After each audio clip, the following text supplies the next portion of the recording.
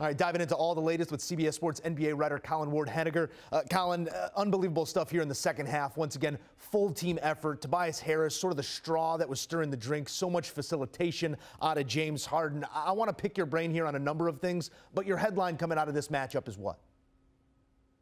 I mean, the headline coming out of it is thank goodness for Philadelphia that they won this game and ended the series, because who knows how long Joel Embiid will be out. This gives them at least a week of rest, maybe more. They now become Atlanta's biggest fans, hoping that if not winning that series against Boston, that they can at least extend it to 6 or 7 games so their big man gets enough time to rest. But other than that, I mean, just a tremendous effort from Tobias Harris. I think that's what really stands out. James Harden didn't really have it going offensively. As you said, he was facilitating, but he didn't score that much. Tyrese Maxey had a slow start, and Tobias Harris was really the guy who stepped up and came through with the kind of isolation offense that they needed, because they really weren't getting a lot going against that Brooklyn Nets team with all the switching that they do defensively. With no Embiid, Embiid's the only one who can draw a double team on their team because, everyone else, they just switch. So really it was a lot of isolation. It just took tremendous individual effort from Harris and then eventually Maxey. And then once they started doing that, they started moving the ball around and other guys got involved. But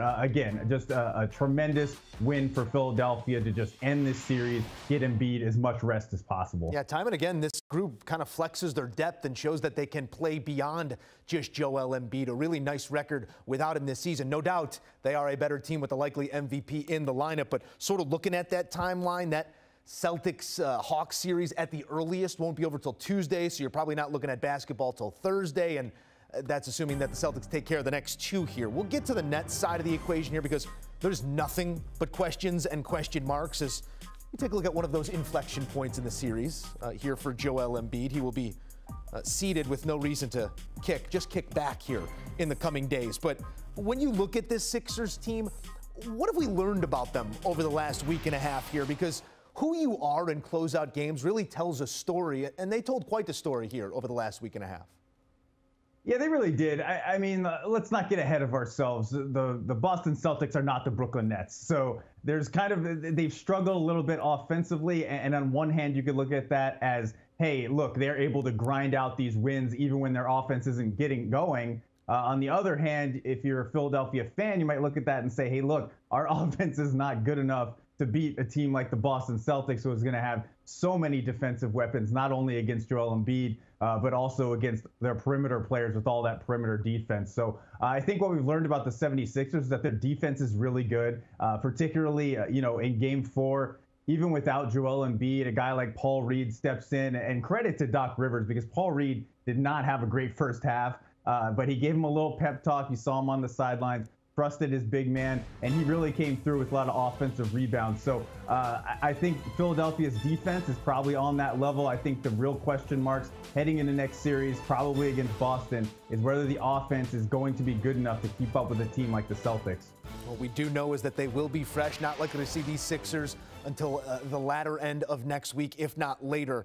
Colin, let's go here on the Nets here for a couple minutes, because this season brought a lot to this franchise, to this fan base. You had such great hopes once again at the beginning of the season. None of them really realized. You lose the 2-star players. You lose again in a sweep fashion in the playoffs. That's 10 consecutive playoff losses for the Nets. I believe, if I'm not mistaken, began with that size 17 shoe of Kevin Durant. How long ago that feels. Where does this franchise go from here? What's step number 1 this offseason for the Nets? Yeah, it is very confusing. I mean, if you told Brooklyn Nets fans they were going to be swept in the first round at the beginning of the year, they would have been very disappointed. But now it's almost, they're happy that they got this far after the trades. I think a lot of people expected Brooklyn to slip in the standings, maybe even out of the play-in.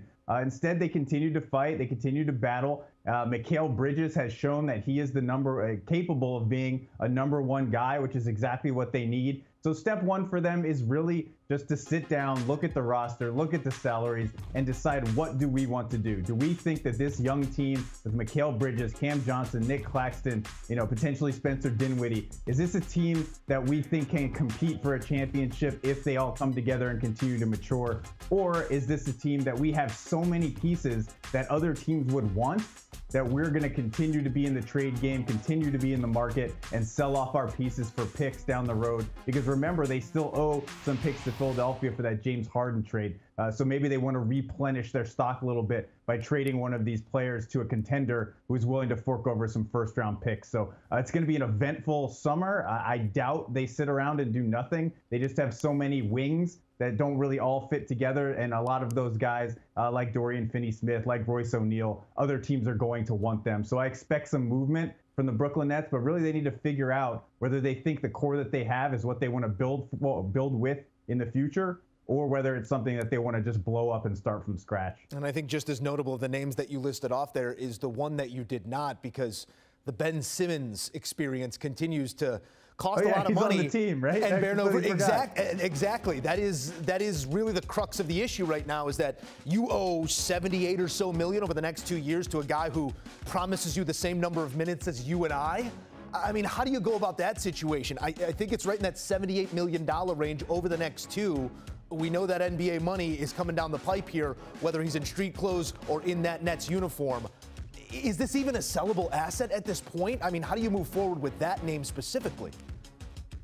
Yeah, no, it's not a sellable asset, and it's incredibly telling that I forgot to even mention him. I think a lot of people have forgotten that he's even on the team, but I think that's what you really need to do moving forward. You can't count him as one of your assets. You cannot trade him. If you wanted to, you would have to attach some assets, which they clearly don't want to do.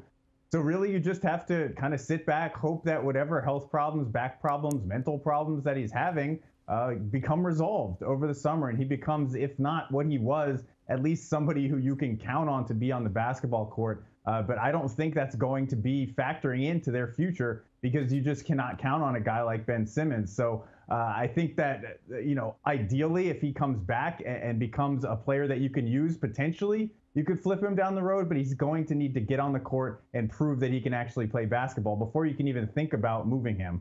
Strange times these last few seasons for the Brooklyn Nets. We'll see what it looks like this time next year.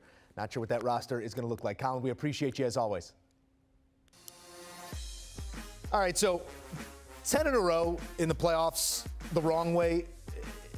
It tells you a story, and it tells the story of a team that was good enough to get there, but just not good enough to do anything once they arrive to the dance. 4 shy of the longest active playoff losing streak. One more sweep, and you are tied with the Pistons, but that will require the Nets to make the playoffs once again next season. As for now, it's see you later as the Sixers move on.